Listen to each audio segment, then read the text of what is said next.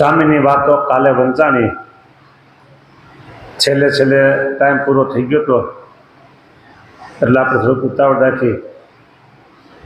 પણ મોટા સંતોનો આગ્રહ કેવો છે એ જોવાનો. મોટા સંતોનો આગ્રહ કેવો.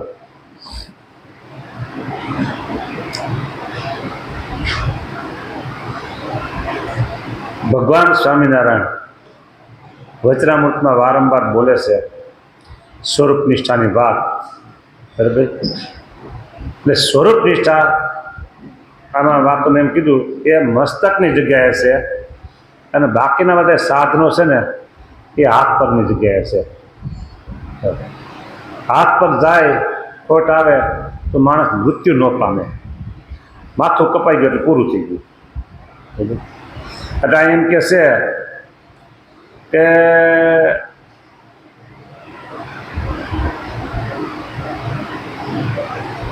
બીજી કસર હોય તો ટળે, પણ આ ખામી ભાંગે નહીં. સ્વરૂપ નિષ્ઠા મધ્યના 13મા વચનામૃતમાં કહ્યું છે તેમ સમજે ત્યારે છૂટકો થાય. બીજું તો હાથ પગ કહેવાય ને આ તો માથું કહેવાય. માટે આ કહ્યું છે તેમ સમજવું. તે સારું એવી રુચિવાળા ગુરુ કરવા. જો કેટલી ભલામણ કરે સામે ભવિષ્યની. આવી રુચિવાળા હોય ને એને ગુરુ કરજો કે. અને પછી શું કીધું કે એવા જ શાસ્ત્ર વાંચવા એ ભલામણ કરી જેમાં સ્વરૂપ નિષ્ઠાનું પ્રતિપાદન વધારે થતું હોય એવા શાસ્ત્ર તમારે વાંચવા. મેં કાલે થોડીક વાત કરી હતી, બરાબર. પછી મેં નામ ઠામ લીધા નહોતા. ત્યાં એક હરિભગત જતા હતા રસ્તા, મને ભેગા થઈ મારા ભેગા આવ્યા.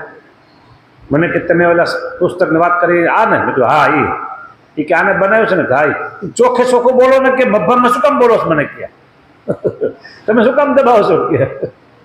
મેં કીધું ચોખ્ખે ચોખ્ખું ન બોલાય, માપમાં હતા કીધું. પણ જ્યાં સ્વરૂપ નિષ્ઠા એ ખંડન થતું હોય અથવા એ વાતને ગૌણ કરાતી હોય, બરાબર. અવતારો અને અવતારી એક જ છે, એ સ્વરૂપ નિષ્ઠા ગૌણ થઈ. તો આવો ન વાંચવું કે સ્વામી કહે છે, હું નથી કહેતો. શાસ્ત્ર એવા વાંચવાના કે જ્યાં ભગવાનના સ્વરૂપ નિષ્ઠાનું પ્રતિપાદન વિશે થતું હોય ને એવા શાસ્ત્ર વાંચતા નથી. હા,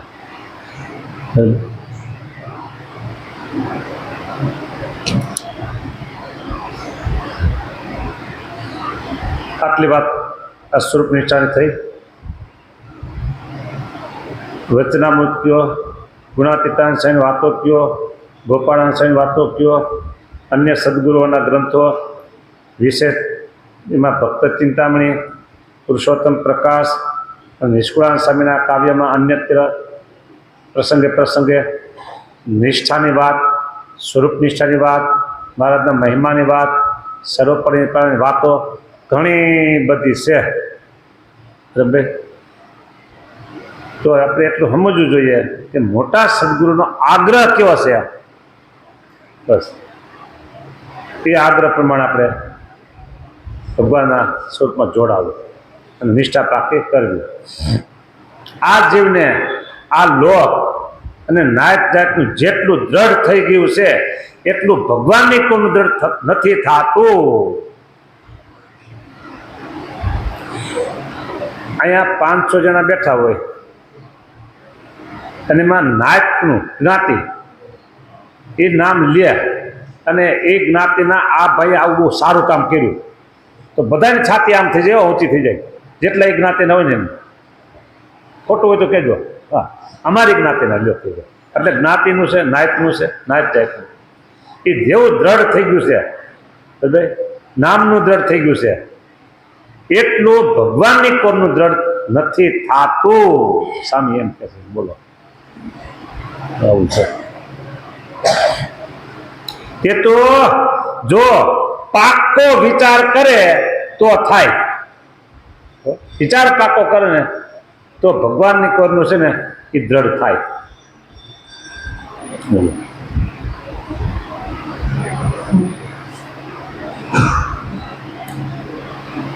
એક જગ્યાએ કંઈક મોબાઈલમાં કંઈક વાત આવી એટલે એમાં સ્વામિનારાયણ એવું લખેલું આવ્યું. સ્વામિનારાયણ એવું લખેલું આવ્યું. એક શાબાશ, ધન્યવાદ આને કહ્યું. સ્વામિનારાયણ ભગવાન તરીકે અમે કંઈક ઉલ્લેખ કર્યો. જો એ ભગવાનની કોઈનું દ્રઢ હોય અને ક્યાંક ભગવાનનું નામ આવે તો આપણે આમ છાતી આમ ફૂલી જાય, અમને શું કહેવાય, આમ ફકાર થઈ જાય, ઊંચા થઈ જાય. હા, તો સમજો આપણે ભગવાનની કોઈનું દ્રઢ છે.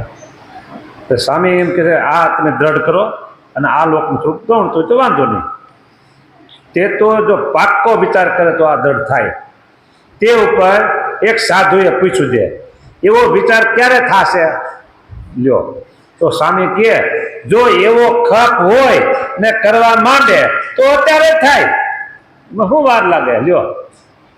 હે, એવો ખપ હોય અને વિચાર કરે, એવો વિચાર ક્યારે થશે? તો સ્વામી કે એવો ખપ હોય અને કરવા માંડે તો થાય. તે ઉપર બધી વાત કરી દે. એક દી મહારાજ કહે ભાઈ કોઈ દી આખો ને એક રાત આખી જો અખંડ ભજન કરે તો તેને ભગવાન દેખાય. મહારાજે વાત કરી હો. હા, શું કીધું?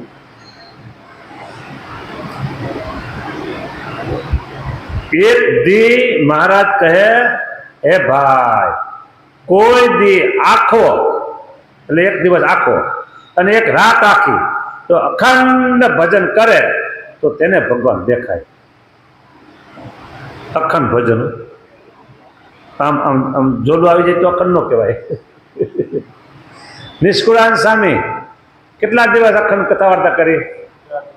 18 દિવસ કથા વાર્તા કરી.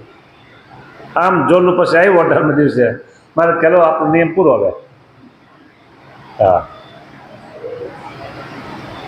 પછી એક ભક્તે દી આખો ભજન કર્યું ને રાતે કરવા માંડ્યું. તે નિદ્રા આવવાની થઈ એટલે ઘંટીએ દળીને પણ આખી રાત ભજન કર્યું. પછી તેને ભગવાન દેખાણા. હું ગામ અને નામ ઠામ ભૂલી ગયો છું, પણ પ્રસંગ છે ને સાચો એ તમને કહું. અમારા ગુરુ, એના ગુરુ પુરાણી ગોપીનાથ દાસ સ્વામી જુનાગઢ ગામડામાં વિતરણ કરતા હશે એટલે કોઈએ સ્વામીને આવો પ્રશ્ન કર્યો ભગવાનના દર્શન માટેનો. એટલે આમાં જે કીધું છે ને એમ સ્વામીએ કીધું કે એક દિવસ અને એક રાત્રે આખો એમ ભજન કરે. આ તો કથા પૂરી થઈ સાંજે ગયો ઘરે, નાઈ ધોન એનો દીવો કરીને બેસી ગયો હોય તો પલાઠી વાંધો. હા, પછી સ્વામીને ખબર પડ્યા બીજે દિવસે કે બોલો ભાઈ ભજન કરવા બેસી ગયો છે, આખી રાત તો કેનો દિવસ આખો. તો પુરાણી સ્વામીને એમ થયું મારા વચનથી એ ભજન કરવા બેસે અને એને દર્શન થાય ને હું રહી જાઉં, હું રહી જાઉં.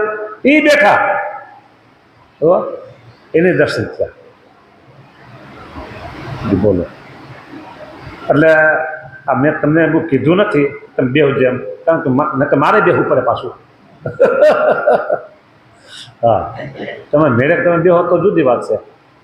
હા, વાત આવી છે પણ ખોટી નથી.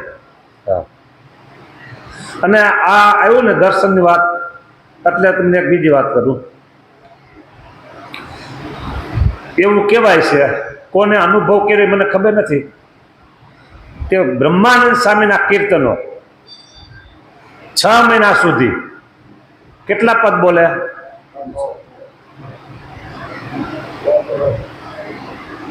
100 પદ દરરોજ બોલે. હા, 100 કીર્તન, 100 કીર્તન દરરોજ. બરાબર, તો એને પણ ભગવાન દર્શન દે આવું કીધું છે.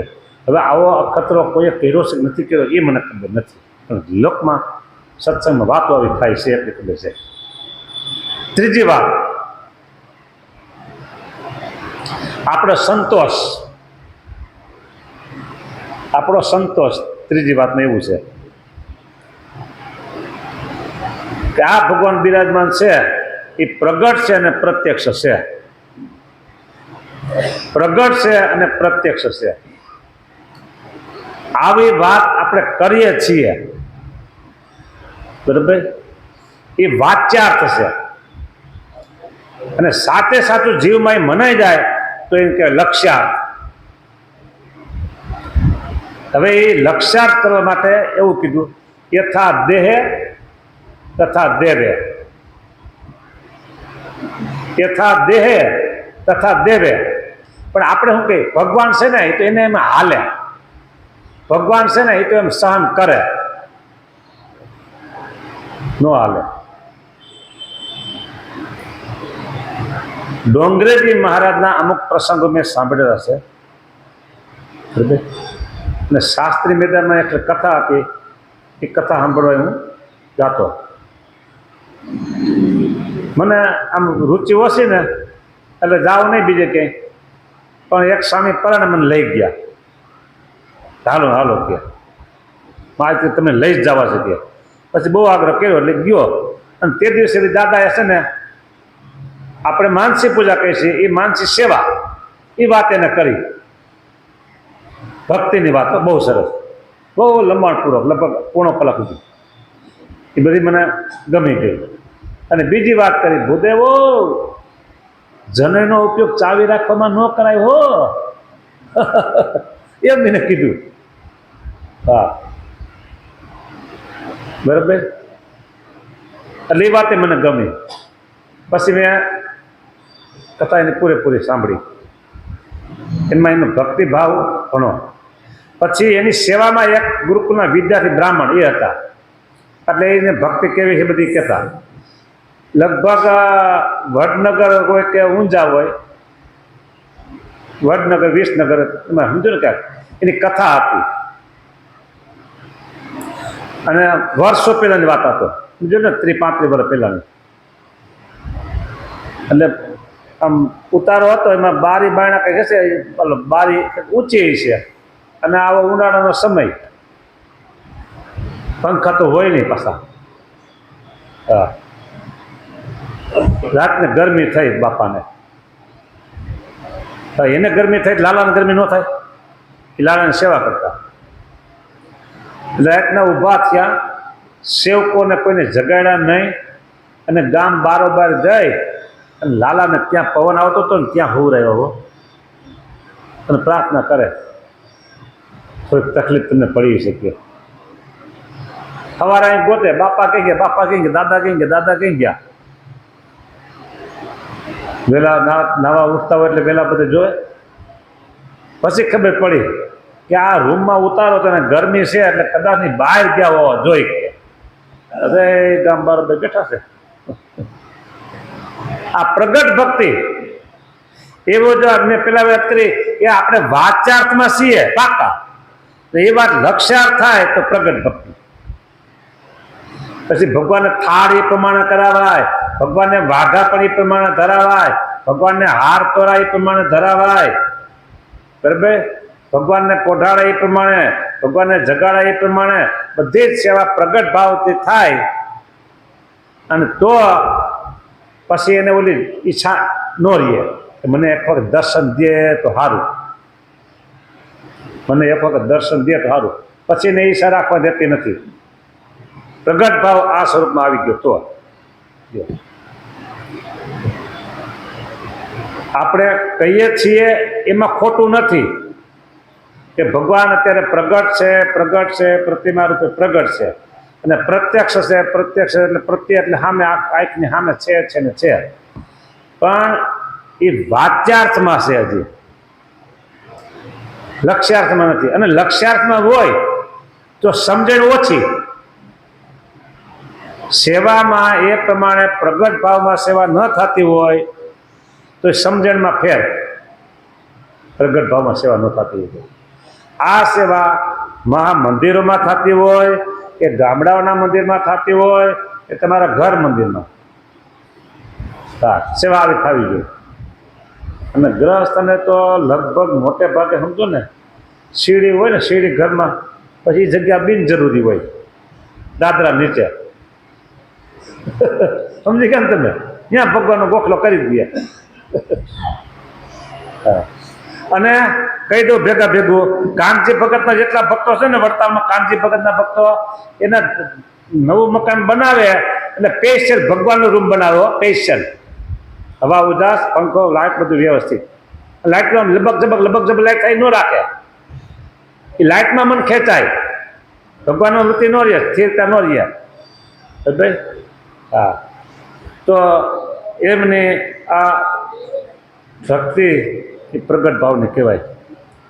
આવી પ્રગટ ભાવની ભક્તિ હોય અને પછી તમે રાતથી ભજન કરવા બેસો તો ભલે, ન બેસો તો ભલે, સમજાને? તો તમારા માટે ભગવાન પ્રગટ જ છે. પછી દશમનો દિવસ આવે અને તમે એમ કહે ભગવાન તો ધામમાં જતા રહ્યા, તો અહીં ખાલી થઈ ગયું. હા. ભગવાન જાતા નથી, ભગવાન આવતા નથી, ભગવાન તો છે ને છે. તો 200 વર્ષ 244 વાર આપણે કે ને થયા, તો પેલા નહોતા? 244 વાર દર્શન દીધા એને થયા ધર્મદેવ ભક્તિ માતાના ઘરે. બાકી ભગવાન તો છે ને છે. હવે પ્રગટ અને પ્રત્યક્ષ ભાવ એ આપણી પ્રગટપણાની ભક્તિ કહેવાય. સ્વામિનારાયણ ભગવાનની જય.